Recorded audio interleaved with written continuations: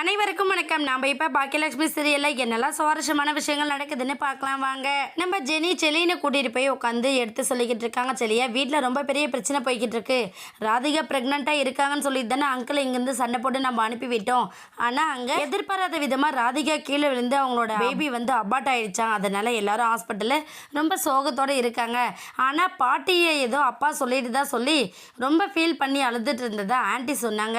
அதனால தான் உன்னை வந்து அவருக்கு கால் பண்ணி பேச சொன்னாங்க அப்படின்னு சொல்லிட்டு நம்ம ஜெனி வந்து சொல்ல உடனே செலின் வந்து அந்த ஆளுக்கு என்ன அறிவே இல்லையா, என்ன தப்பு நடந்தாலும் சரி பாட்டி அவங்க கூட தானே நின்றுட்டு இருக்காங்க, அப்படி இருக்கும்போது எப்படி அவங்கள அவர் சண்டை போடலாம் அப்படின்னு சொல்லிட்டு நம்ம செலின்னு ஒரு பக்கம் சத்தம் போடுறாங்க.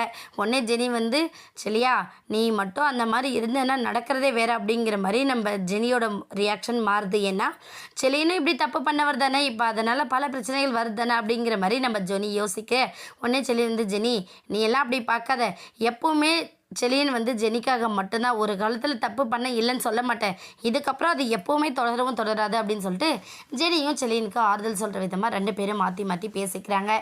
இன்னொரு பக்கம் நம்ம எழில் வந்து நம்ம பாக்கியா கிட்டே பேசுகிறாங்க. அம்மா நீ ஒன்றும் கவலைப்படாதம்மா, கண்டிப்பாக பார்ட்டிக்கு எந்த பிரச்சனை ஏதாச்சும் ப்ராப்ளம்னா அவங்களே ஃபேஸ் பண்ணிப்பாங்க, முடியல அப்படிங்கிறப்ப கண்டிப்பாக நம்மக்கிட்ட தெரியப்படுத்துவாங்க, நீங்கள் தேவையில்லாமல் யோசித்து கஷ்டப்படாதீங்கம்மா அப்படின்னு சொல்லிட்டு நம்ம எழில் சொல்கிறாங்க. ஆனால் பாக்கியா வந்து இல்லை எழில், பாட்டி எப்போவுமே அந்த மாதிரி அழமாட்டாங்க, என்னதான் அவர் இவங்க மேலே பழி சொல்லியிருந்தாலும் இப்படி அழ வேண்டிய அவசியம் இல்லைல்ல பாட்டிக்கு அப்படின்னு சொல்லிட்டு நம்ம பாக்கியா சொல்கிறாங்க. உடனே எழில் வந்து சரிம்மா, இவ்வளோ சந்தேகத்தோடு நம்ம இங்கேருந்து எதுவும் பண்ண போகிறதில்ல, நீங்கள் வேணா கிளம்புங்க, நாங்கள் போய் பாட்டியை ஹாஸ்பிட்டலில் இருக்காங்களா இல்லையா, இல்லை வேறு ஏதாச்சும் பிரச்சனையா அப்படின்னு சொல்லிட்டு தெரிஞ்சுக்கிட்டு வந்துடலாம் அப்படின்னு சொல்லிட்டு நம்ம எழில் சொல்ல உடனே நம்ம பாக்கியாவும் கிளம்புறாங்க.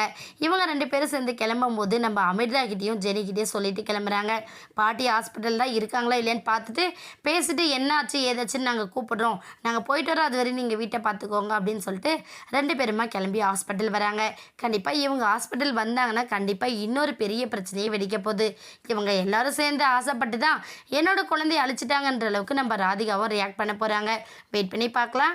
இந்த வீடியோ உங்களுக்கு பிடிச்சிருந்தா மறக்காமல் நம்ம சேனலை சப்ஸ்கிரைப் பண்ணுங்கள். தேங்க்யூ.